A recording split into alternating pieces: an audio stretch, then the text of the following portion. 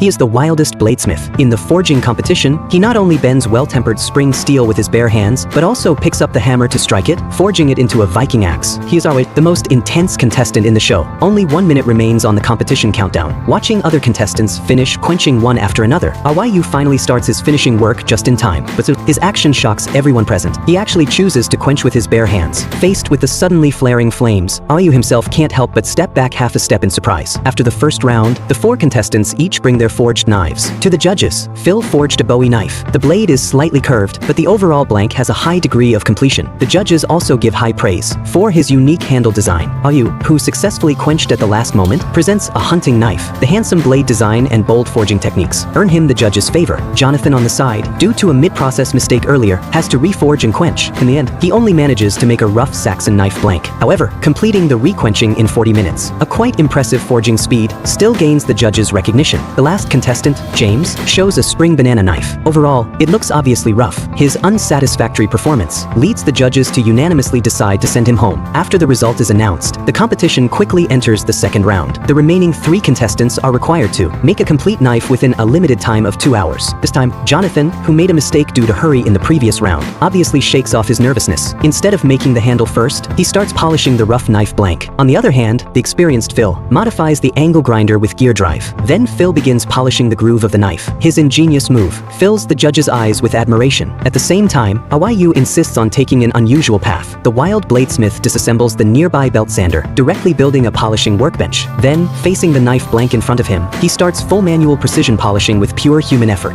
The reminder for 30 minutes remaining on the countdown sounded. Jonathan and Phil also successively completed the handle assembly. Awayu, who had been focusing on manual polishing earlier, was obviously falling behind in progress, but he didn't panic at all. Instead, he walked to the angle grinder and patiently polished the knife blank. However, the effect of this work gave the people around another little shock. As the polishing continued, countless gray-white dust instantly filled the air. Fortunately, Awayu had prepared in advance, putting on goggles and a face mask. Otherwise, his eyes would have been completely blurred. Just like the previous round, Awayu kept polishing until the last moment. It wasn't until the judges announced the end of the countdown that Awayu picked up a nearby hand towel and wiped his dusty face. The 3 gathered in front of the judges' table again. The complete Bowie knife forged by Phil had a good overall shape. However, an accident occurred during the subsequent strength test. When the judge tried to swing the knife to chop a coconut, Phil's knife actually broke directly into 2 pieces. Faced with this terrible scene, Phil couldn't help but tilt his head back and sigh helplessly. This fatal mistake was enough to eliminate him from the competition. Meanwhile, the hunting knife carefully polished by Ari was not only wild in shape, but also extremely sharp when chopping. With one stroke, it split the coconut in front of him into 2 halves. Its excellent performance and perfect blade weight control earned him praise from the judges. Although Jonathan's Saxon knife was forged in a short time, it also performed impressively in the strength test. When he chopped down on the coconut, it was cut cleanly in 2 immediately. After the ruling, Phil was eliminated in advance, and the competition entered the final round. This time, it would be the ultimate showdown between Awayu and Jonathan, who would successfully win in the end. And what surprising works would the 2 bring? Can you twist Damascus steel with your bare hands? This man, relying solely on his bare hands, easily elevated the standard of this skill to a new height. He is the contestant who has repeatedly created undefeated miracles. In the forging competition,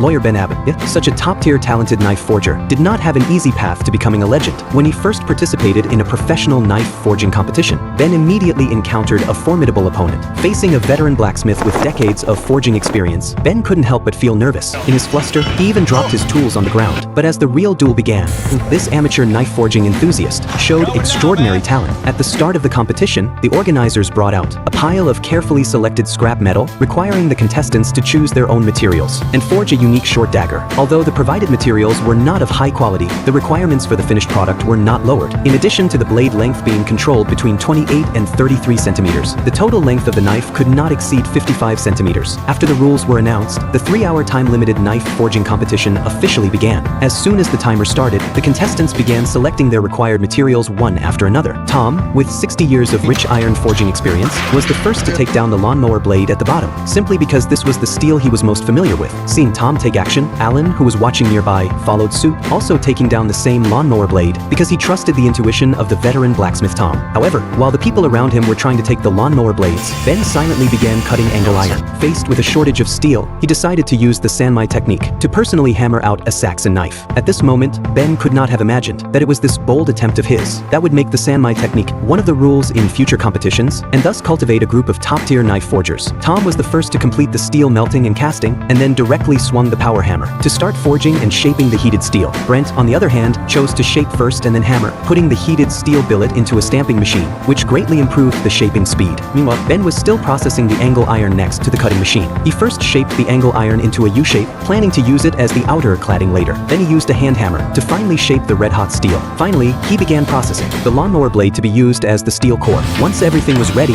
Ben embedded the steel core made from the lawnmower blade into the previously shaped U-shaped angle iron. Infected by the surrounding competition atmosphere, Ben couldn't help but feel nervous. But to continue the competition, he quickly adjusted his mindset. After drinking some water to relax for a moment, he picked up the hammer again. As time passed bit by bit, seeing that the other contestants had basically completed their shaping, Ben beside them just started heating the steel. But he remained methodical, steadily maintaining his own rhythm. With only 2 hours left on the countdown, Ben began grinding the shaped blade blank. Because his movements were too fierce and fast, the sparks that flew even reached the judges' table, and the judges were almost accidentally injured. Regarding the little accident caused by Ben's dedicated actions, the judges couldn't help but laugh, and their eyes looking at Ben were full of admiration. After confirming that the blade blank was perfect, Ben began heat treating it. His proficient grasp of quenching temperature and exquisite grinding skills allowed the once lagging Ben to quickly surpass the other contestants. At the same time, Tom also took out a spray gun to heat treat the blade. The purpose of this was to further enhance the blade's hardness through edge quenching while retaining the toughness of the blade back.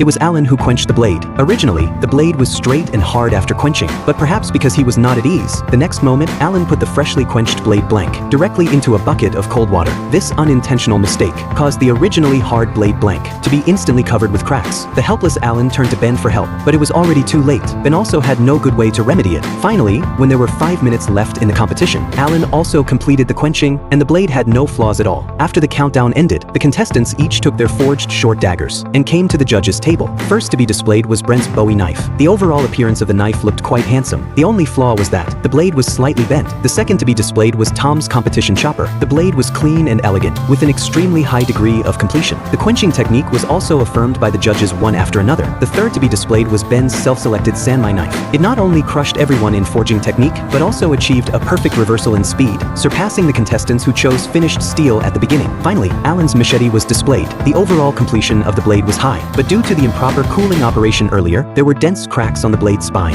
After the first round of comments, Alan finally left regretfully. The remaining 3 faced the second round of challenges. The requirement for this round was to forge a complete knife within 2 hours. Faced with a more difficult competition, what forging method would Ben choose, and what kind of surprise would he bring to the competition? He is a powerful gangster godfather in Forged in Fire, and also another hardcore contestant who mastered the water forging technique. After the magic bladesmith, with half an hour of hand hammering, he easily completed the canister Damascus forging technique. A series of extreme operations opened the judge's eyes. He is Neil, the crossover contestant in Forged in Fire. To test the forging strength of this gangster boss, the program team specially invited 3 other contestants who were also new to blade forging to compete with Neil on the same stage. The 4 were required to use the hard-to-forge pickaxe and 2 1085 steel columns within 3 hours through the forging method of single steel or a mixture of 2 kinds of steel to make a distinctive short blade. As the countdown started, the contestants got to work immediately. Storm planned to forge a jungle short blade. Since single steel forging was allowed, Storm decisively gave up the 1085 steel column and turned to disassemble the hard-to-forge pickaxe. With one strike of the hammer, one end of the pickaxe was easily removed. Then he took a steel rod, forged the steel rod and the pickaxe steel together, and put them into the furnace for calcination. Also using pickaxe steel for single steel forging, compared to Storm, Dan's forging process was much more convenient. He planned to forge a recurved camping knife. First, he used a tough detachment method to disassemble the entire pickaxe. Then he threw it into the calcination furnace. There was no need to even weld a handle. He directly started forging. The end of the pickaxe exposed outside happened to be a convenient handle. After the initial heating of the pickaxe steel was completed, Dan put the red-hot steel billet on the power hammer and started the next step of fusion forging. Different from the previous 2 contestants who focused on pickaxe steel, Dimitrios decided to forge a Bowie knife using the Sanmai method. First, he disassembled and heated the pickaxe. Then he used the power hammer to extend and lengthen the steel billet. After the steel billet fusion was completed, he used a press with a mold to try to make the outer cladding layer. Finally, he added the 1085 steel column as the core and successfully completed the Sanmai fusion. On the other side, Neil designed a cool-looking kukuri knife. Since he had just crossed over to blade forging not long ago, he hadn't had time to practice many devices and had never used a power hammer. So after heating the steel billet until it turned red, Neil directly started the pure manual forging mode. After an hour of continuous and powerful hammering, he actually successfully hammered out the blade blank.